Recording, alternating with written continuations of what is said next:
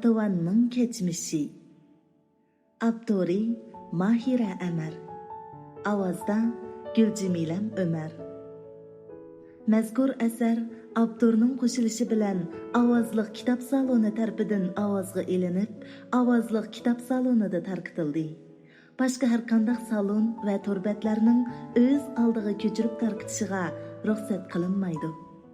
Amgikimizga hurmat qiling. Ikkinchi qism.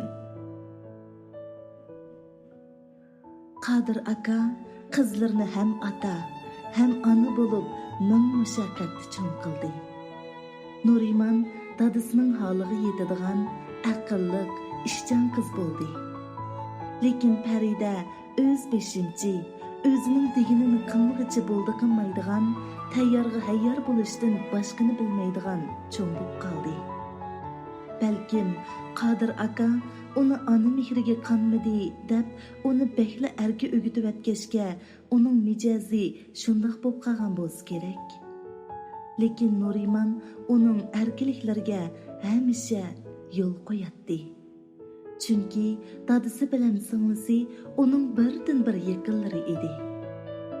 Nuriman to'liq o'ttirning 2-yilligida o'qiyotganda bu oilaning to'riki Qadir aka tog'dan o'tin ekilayotganda yerdan tushib ketib qazo qildi. Hasratlik nola faryod butun mahallani bir oldi. Bechora qizlarning nolasiga chidab turolmagan kishilar ular bilan tang ko'z yoshi qilishib, Qadir akaning oxiratlik ishlarini loyiqida qilishib berdi.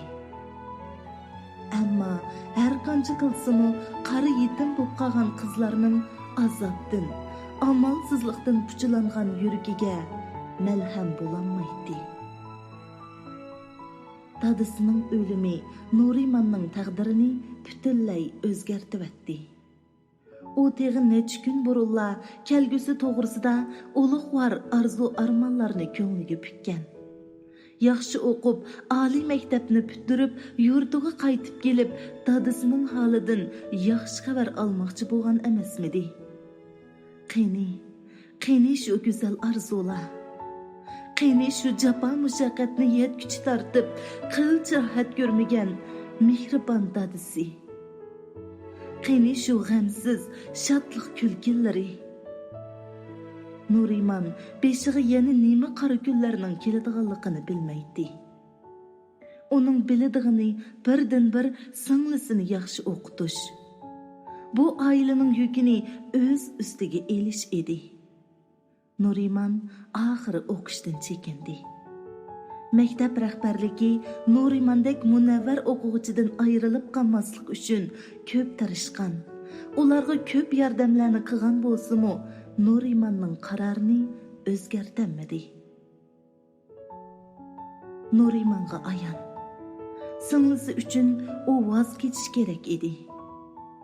U har kuni saharda nashliq tayyorlab, Faridani mangdirib etib, o'yli aramlarni tozalab bo'lib, etizga baratdi. Uning yumshoq qo'llari katman sepini tutib verib, qadoq bo'lib ketdi. U dadasining qanchalik jafo tortganligini ana shu chaqdala haqiqiy his qilib yetgan edi. Kanit rahbarlari ularga g'amxo'rligini yetkazib turadi. Ularga doim yemak-ichmak, qish kunlari ko'mir akilib beradi. Nuriman har qatam partiyaning mushunda g'amxo'rlik qilishiga erishganda dadasining "Qizim, yaxshi o'qib, partiyaga, davlatga yaramliq odam bo'ling. Partiyamiz bo'lmasa, bizning bugungi kunimiz bo'lmaydi" degan gaplarni eslaydi. Farida uni boshqaradigan dadasidan ayrilgandan keyin teg'imu bosh-boshdoq bo'lib ketdi. Maktabga-mu tuzuk bo'lmaydi. Hadislar ko'ngil echish so'rovlaridan beri kelmaydi. Nuriman uni izdabli yuratdi. Uni qilib, buni qilib, Farida to'liqsizni arallab bitirib maktabdan chiqib oldi. Ojisining nasihatlari, yalvorish, o'tinishlari uningga qilchikar qilmagan edi. Aradan necha yil o'tib ketdi.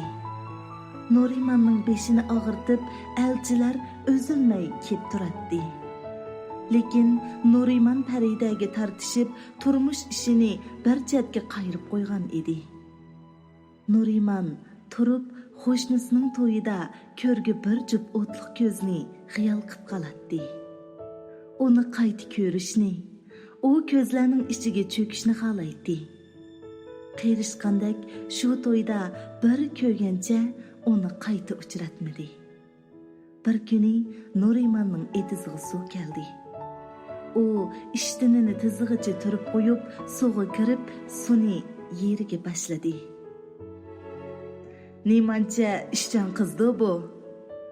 Nuriman kaynidil chiqayotgan ovozdan cho'chib kayniga qaradi. Qaradi-yu, kech kunduz xiyolidan ketmaydigan, Nurimanni aqli hushidan ayirgan ashu o'tliq ko'zlarni ko'rib, danq etib turib qoldi. Mushundaq ishlarnimi qiz bola qilamdi deyman. Akilingga ketmanni. U shundaq debla teg'ichi chingida siqimdab turgan ketmanni Nurimanning qo'lidan elib ishga kirishib ketdi. U ketmanni eliyotganda ikkisining qo'li bir-biriga tegishib ketdi. Nurimanning badani to'q tepayotgandek bo'lib, shurrida qilgan illiq bir iqin uning butun vujudini ko'ydirib o'tdi. U ishini tugutib, teg'ichi mangdab turgan Nurimanga qarab kulib ketdi. "Hey, hang vaqti, tez put-qo'llaringizni yuying. Necha ketim elchi avassam, yo'qli debsiz. Bugun ota-onamni boshlab keldim. Tez bo'ling." Nuriman nima deyishini bilmay uningga ergashdi. Ular o'ylig'i kirganda salopatlik kiyingan bir jup ayol bilan Nurimanning hammasi va mahalladagi ayollar xizmatiga mas'ul Aysam hada o'ltiradi. Nuriman qo'rinibgina ular bilan salomlashib, dasturxon tayyorladi. Andin qo'qasda o'ltirgandek absiz bir holatda karvatning levidida o'ltirdi. Hurmatli o'qirman do'stlar, bu asarning davomini anglamoqchi bo'lsanglar, diqqatinglar davomli ovozli kitob salonida bo'lsin. Esinglarda bo'lsin, qo'llash sizlardan, tirishish bizdan. Mazmunlarimiz sizlarga yarg'an bo'lsa, do'stlar chambariga ham bahrlab qo'yishni va ostidagi e'lonni chekib qo'yishni unutib qolmanglar. Sizlarning qo'llashinglar bizning taraqqiyotimiz.